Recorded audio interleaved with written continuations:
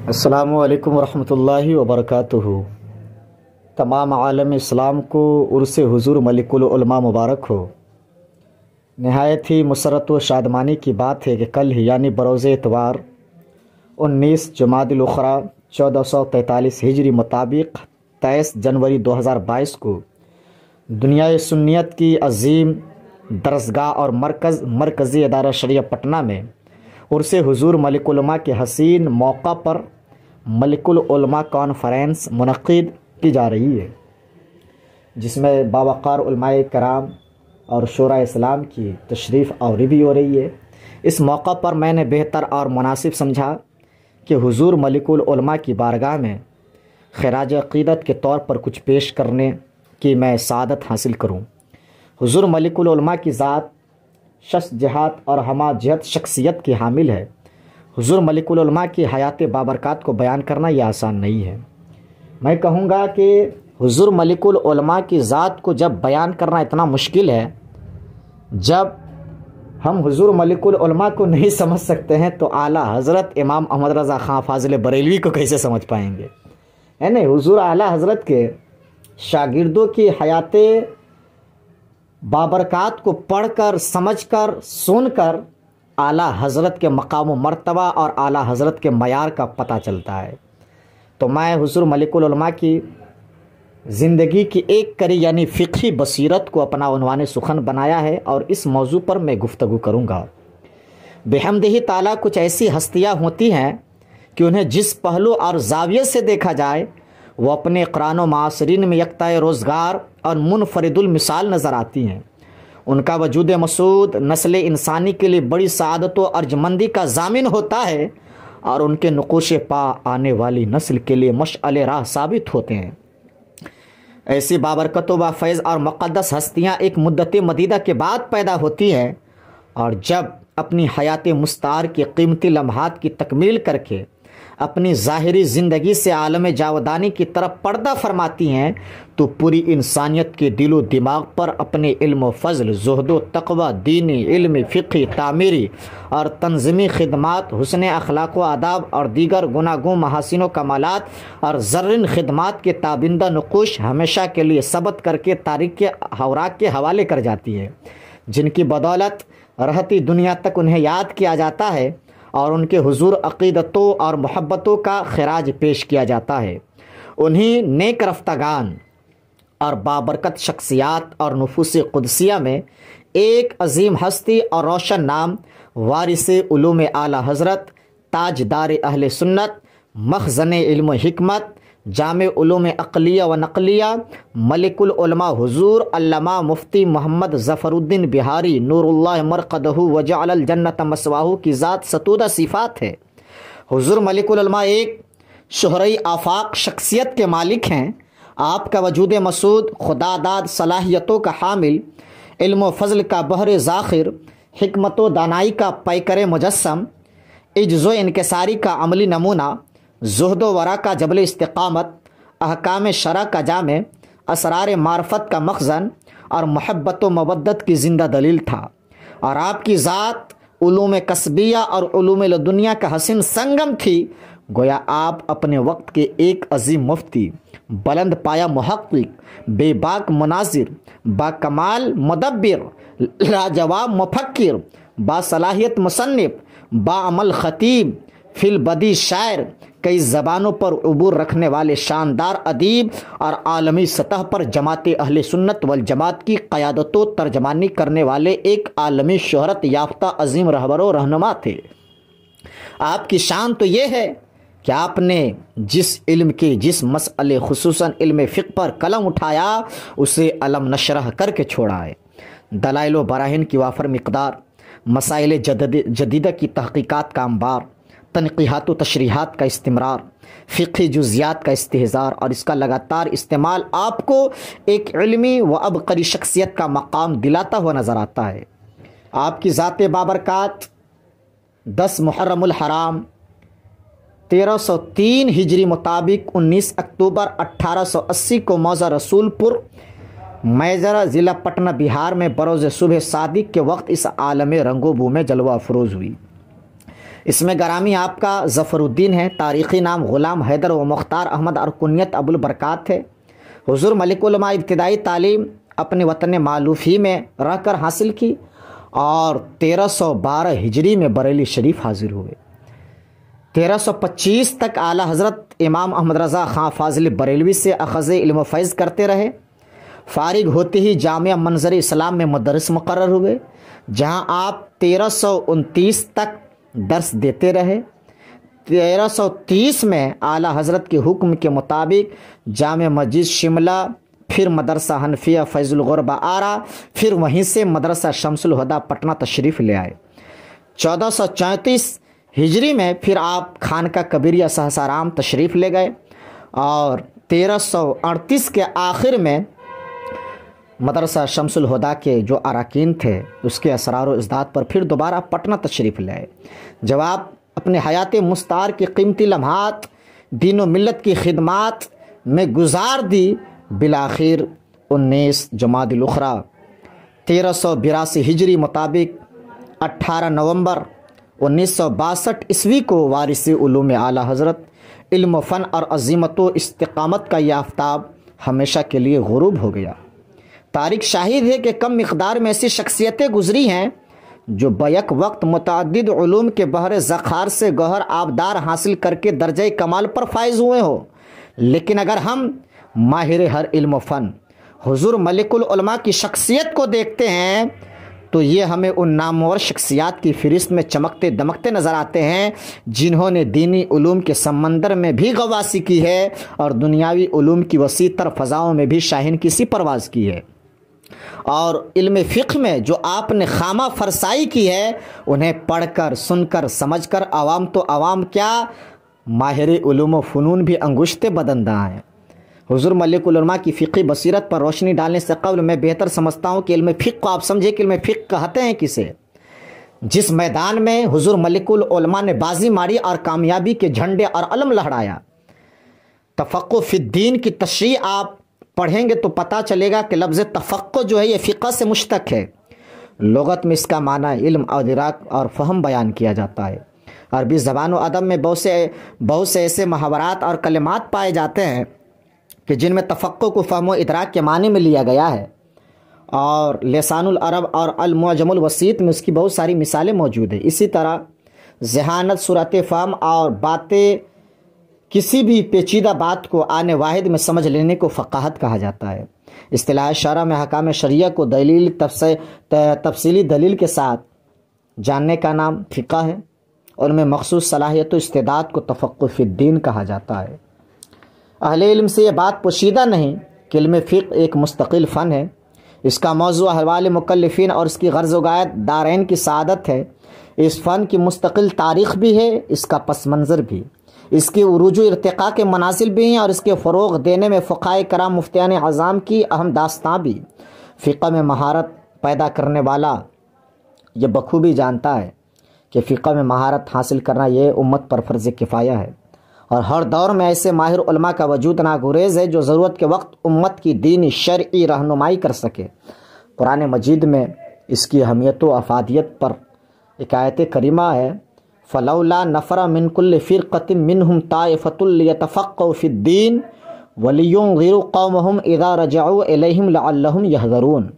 کہ تو کیوں نہ ہو کہ ان کے گروہ میں سے ایک جماعت نکلے کہ دین کی سمجھ حاصل کرے اور واپس آ کر اپنی قوم کو ڈر سنائے۔ فقہ سراپا خیر ہے، دین میں تفقہ ایک عظیم نعمت ہے۔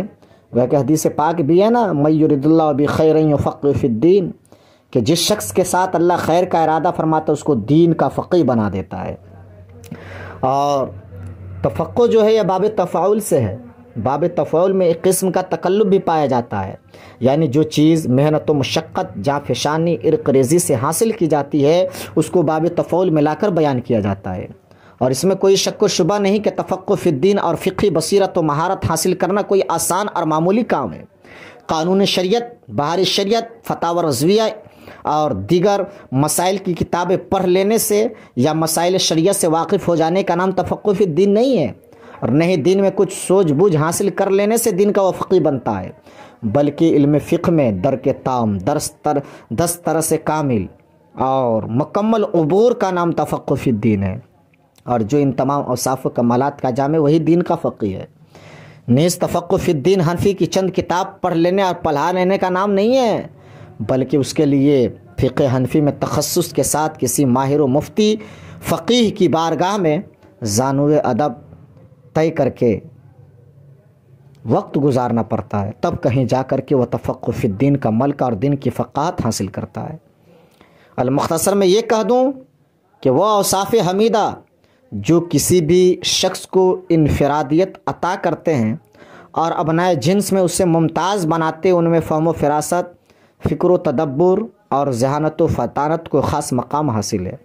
یہ صفات حسنہ جب علم شریعت سے مربوط ہوتی ہے اور انسان جب ان صلاحیتوں کا استعمال کتاب اللہ اور سنت رسول اللہ کی گواسی میں کرتا ہے تو انسان کو تفقہ فی الدین حاصل ہو جاتا ہے۔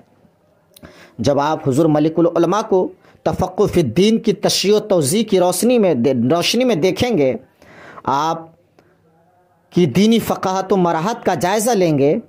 تو آپ اس بات کا بخوبی اندازہ لگا لیں گے کہ حضور ملک العلماء تفقہ فی الدین حاصل کرنے والے فقہائے کرام اور مفتیان اسلام کی فہرست میں نمایاں مقام اور امتیازی شخصیت کے حامل تھے۔ مسائل شریعہ کی تحقیق و تدقیق میں آپ نے اپنے وقت کے اقران و معاصرین میں اعلیٰ انفرادیت مقام رکھنے والے تھے۔ سیدی حضور اعلیٰ حضرت کے بعد آپ اپنے وقت کے صرف ایک فقیہ ہی نہیں بلکہ فقیہ اعظم ہند تھے۔ فقہ و افتاء کی دنیا میں بلا شبہ آپ کی شان کو ہمالیہ کی طرح مضبوط اور مستحکم، اور ارباب فقہ و فتاوی کے درمیان آپ کی ذات مسلم الثبوت تھی۔ حضور ملک العلماء رحمۃ اللہ علیہ کی فقہ بصیرت اور فتاوی نویسی میں فقاہت و مہارت کے ثبوت کے لیے اتنا ہی کافی ہے کہ آپ نے عالم اسلام کے ایک عبقری فقیہ و مفتی مجدد ملت حاضرہ سیدی حضور اعلیٰ حضرت امام احمد رضا خان فاضل بریلوی رضی اللہ تعالیٰ عنہ کی تربیت و اسلام میں فتویٰ نویسی کی مشق فرمائی ہے۔ حضور اعلیٰ حضرت نے اپنی حیات ظاہری ہی میں عالم اسلام کا مرکز دارالافتاء بریلی شریف کا آپ کو مفتی نامزد کر کے فقہ و افتاء میں اپنا جانشین مقرر کر کے آپ کی فقہی بصیرت اور افتاء کی مہارت پر مہر لگا دی۔ آپ نے حضور اعلیٰ حضرت کی موجودگی میں اپنے نوک قلم سے سینکڑوں فتاوے تحریر کر کے حضور اعلیٰ حضرت کا اعتماد حاصل کیا اور فقہ و افتاء کی دنیا میں اپنی قابلیت و لیاقت کا لوہا منوا لیا۔ ملک بیرون ملک سے آئے ہوئے ہزاروں مسائل شرعیہ کا فقہ حنفی کی روشنی میں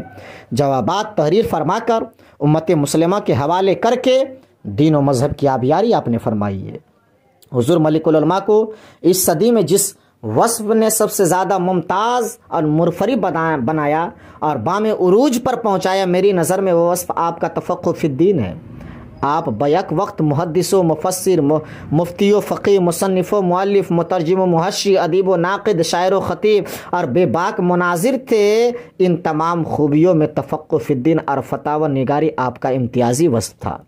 آپ کے فتاوی میں سیدی حضور اعلیٰ حضرت کے فتاوی کی روانی و سلامتی اور توضیح و تنقیح جیسے اوصاف نمایاں موجود ہیں۔ نوپید مسائل کو حل کرنا، الجھے ہوئے مسائل کو سلجھانا، مسائل شرعیہ کو کثرت دلائل و شواہد اور فقہی جزیات سے حل کرنا، سائل کی زبان کی رعایت، مسئلہ سے متعلق دیگر علوم و فنون کا استعمال، متعارض اقوال میں تطبیق اور اس طرح کے دیگر اوصاف اور نمایاں خصوصیات میں حضور اعلیٰ حضرت کے آپ مظہر عتم اور عکس جمیل تھے۔ ایک فقیہ اور مفتی کے لیے جن طبقات فقہ، احناف اور مستند کتب مذہب کی درجہ بندیوں کے ساتھ ساتھ رسم و مفتی سے واقفیت رکھنا ضروری ہوتا ہے، وہ تمام خوبیاں آپ میں کوٹ کوٹ کر بھری ہوئی تھی۔ حضور ملک العلماء کی فقہی بصیرت اور فتویٰ نویسی کے عمل کا راسخہ کو دیکھ کر ایک دن حضور اعلیٰ حضرت فرماتے ہیں کہ مولانا مولوی ظفر الدین صاحب قادری صلی اللہ علیہ وسلم فقیر کے یہاں کے اعز طلبہ سے ہیں، اور میرے بجان عزیز ابتدائی کتب کے بعد یہیں تحصیل علم کی، اور اب کئی سال سے میرے مدرسہ میں مدرس اور اس کے علاوہ قاری افتاء میں میرے معین ہیں۔ سنی خالص، نہایت صحیح العقیدہ، ہادی مہدی ہیں، عالم درسیات ہیں، بے فضل تعالیٰ عاجز نہیں ہیں، مفتی ہیں، مصنف ہیں، واعظ ہیں، مناظرہ بے اونی تعالیٰ کر سکتے ہیں، اور علماء زمانہ میں علم توقید سے تنہا آگاہ ہیں۔ یہ اعلیٰ حضرت حضور ملک العلماء کے بارے میں کہہ رہے ہیں۔ آپ کے فقہی مقام و مرتبہ اور معیار کا اندازہ آپ کے گراں قدر فتاوی کے مطالعے سے بھی ہوتا ہے کیونکہ آپ کی فقہی نگارشات اس بات کا پتہ دیتی ہے کہ آپ آداب افتاء اور جزیات فقہیہ پر نظر رکھنے والے ایک ماہر و ممتاز مفتی و فقیہ تھے۔ چنانچہ مفتی نظام الدین رضوی صاحب اپنی تقدیم مشمولہ فتاوی ملک العلماء میں رقم تراز ہیں کہ ایک مفتی کو درج ذیل اوصاف کا حامل ہونا ضروری ہے: مذہب کے متون و شروع فتاوی پر اس کی گہری نظر ہو، ساتھ ہی استحضار ہو،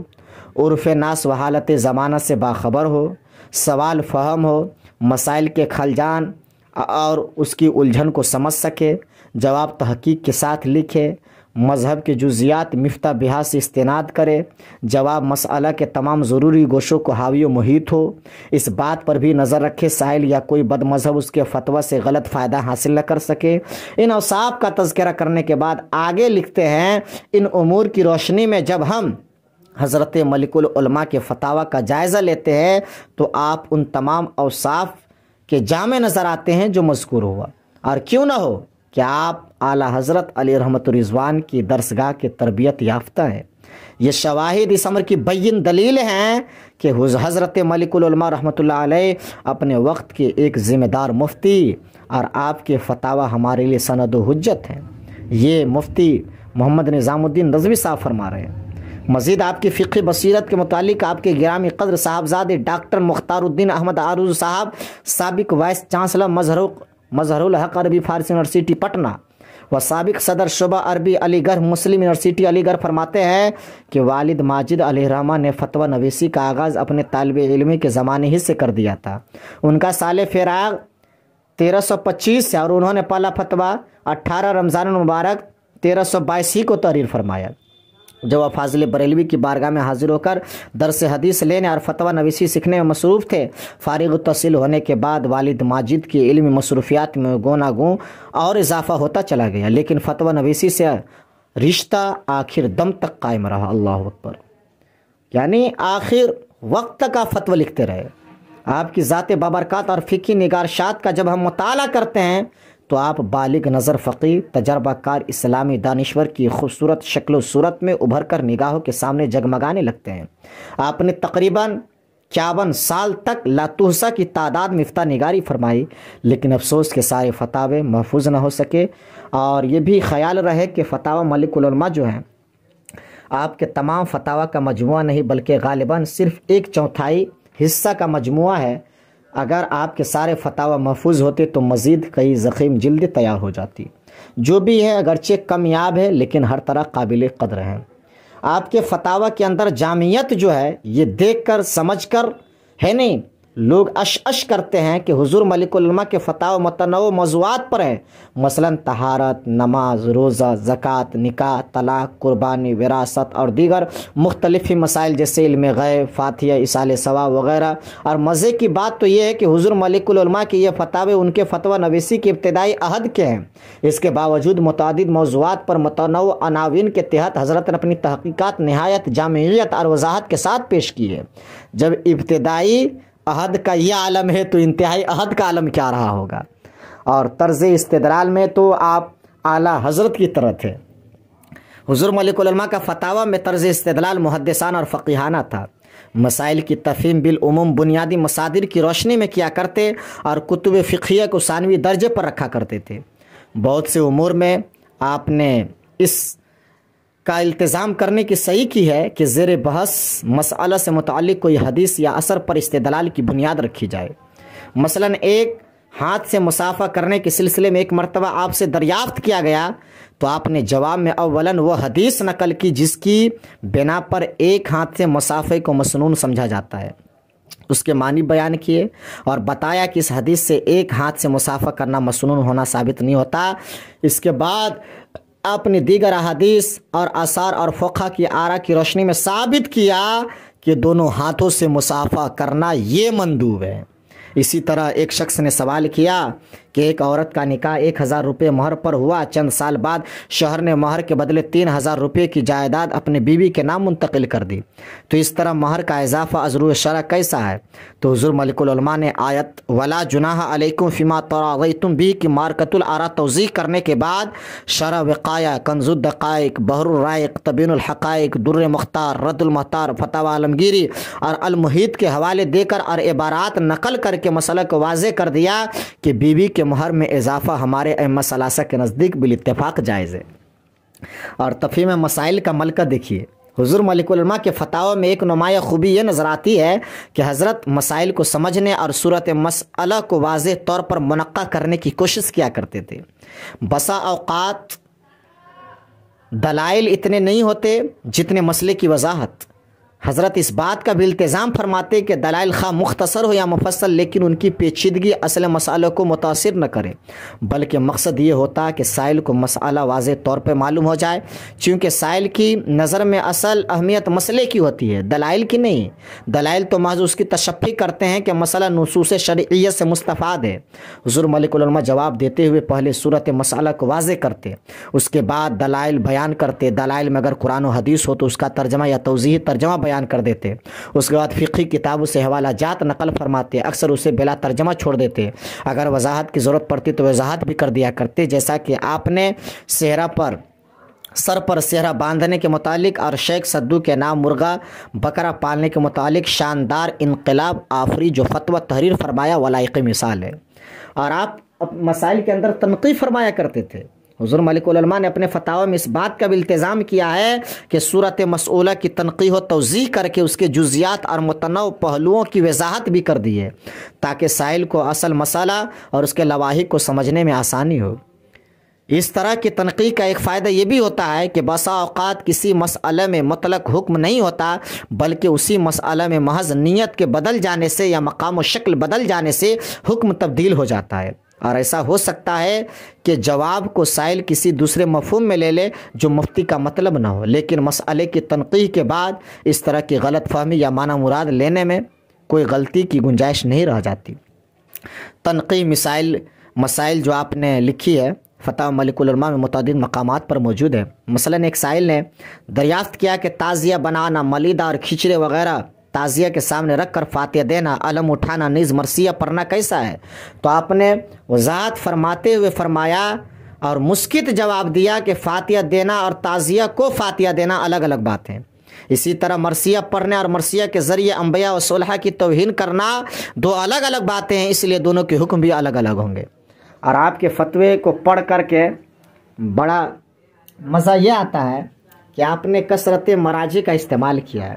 حضور ملک العلماء کے فتاوی کی اہم خوبی یہ ہے، آپ نے بکثرت مراجع و مصادر استعمال فرمایا۔ آپ کے مراجع میں بنیادی اصول قرآن و حدیث کے علاوہ فقہ و فتاوی کی بیشتر متداول کتابیں شامل ہیں۔ فتاوی کی مہات کتب جیسے المحیط، البسیط، الوسیط، بحر الذخار، در مختار، خزائن الاسرار، تنویر الابصار، رد المحتار، فتاوی قاضی خان، حاشیہ طحطاوی علی مراقی الفلاح، امداد الفتاح، ایضاح الاصلاح، نور الاضاء، خزانۃ المفتین، فتح القدیر، زاد الفقیر، ملتقى الابحور، مجموع الانہور، جوہرۃ النیرہ، بدائع الصنائع، کنز الدقائق، تبین الحقائق، بحر الرائق، نہر الفائق، بہجۃ الاسرار، الکافی، الوافی، المنیہ، الغنیہ، جواہر الاخلاق، شرح وقایہ، ہدایہ ہندیہ، سراجیہ وغیرہ کے علاوہ ثانوی مراجع میں جیسے وجیز امام کردی، فتاوی القرویہ، فتاوی صوفیہ، جامع المزمرات، حل المشکلات، تنویر البصائر، ظواہر الجواہر، الاشباح والنظائر، تاتار خانیہ، برجندی، فتاوی ظہریہ، شیخ کنز ملا مسکین، نظم الفرائض، تیسر المقاصد، الشفا قاضی ایاد اور واقعات المفتین وغیرہ ہیں۔ اتنا ہی نہیں بلکہ غیر فتاوی کی کتب بھی آپ کے مراجع میں دیکھنے کو ملتا ہے، جیسے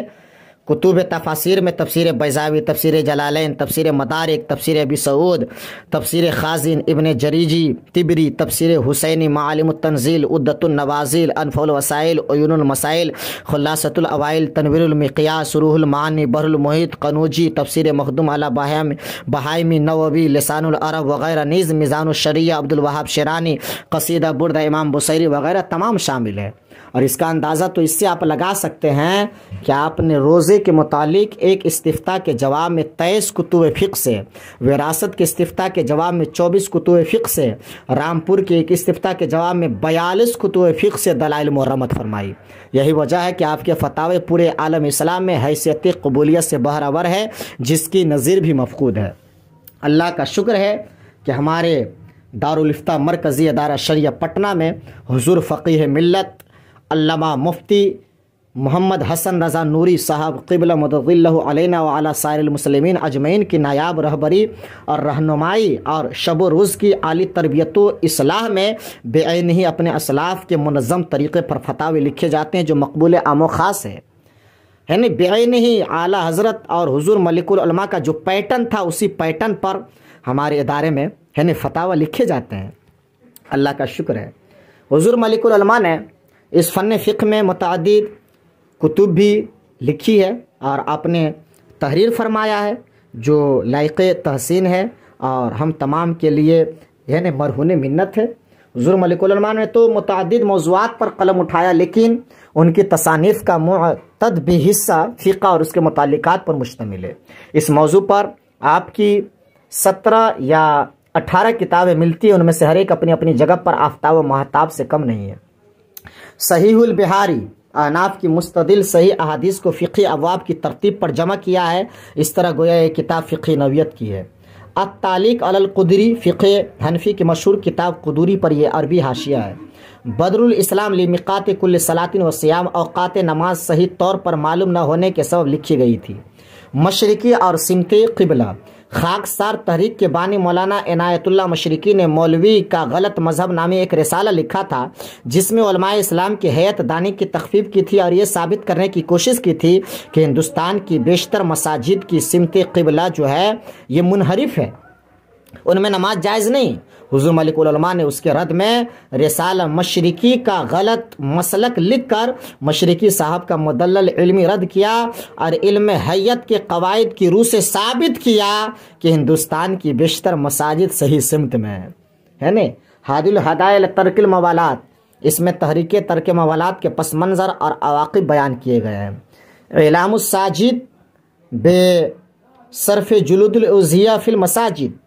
یہ رسالہ قربانی کی خالق کے مساجد میں استعمال کرنے سے متعلق مسائل پر مشتمل ہے۔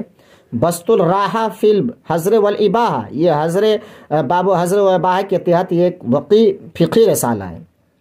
لقوائل الازہر فی الاذان بین ید المنبر، یہ رسالہ جمعہ کی اذان ثانی میں بالکل ممبر کے سامنے کہے جانے سے متعلق مفید بحث پر مشتمل ہے۔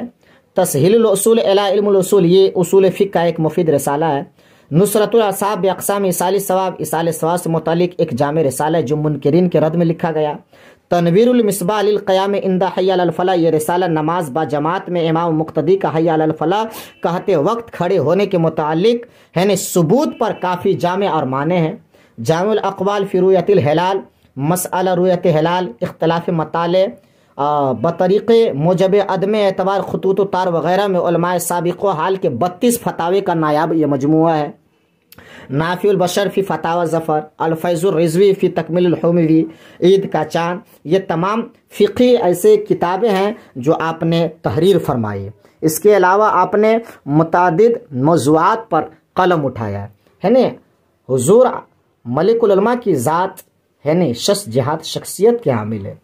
یقیناً ملک العلماء کے پہلو دار گوشہائے حیات کے مطالعے سے یہ بات کھل کر سامنے آتی ہے کہ وہ امام احمد رضا کے خلیفہ، جماعت اہل سنت کے ممتاز عالم و فقیر اور خواجہ تاشا رضویت کے بالخصوص مایہ افتخار ہیں۔ علوم و فنون میں وہ امام احمد رضا کے مظہر اور فکر قلم کے پرتو ہیں۔ خدمت اسلام اور افکار رضا کی تشکیل و ترسیل اور نقابت و حفاظت میں جس جہاں سپاری سے انہوں نے گراں قدر کارنامے انجام دیے وہ اپنی مثال آپ ہے۔ اللہ تعالی ہم تمام پر حضور ملک العلماء کا فیضان عام فرمائے۔ ورق تمام ہوا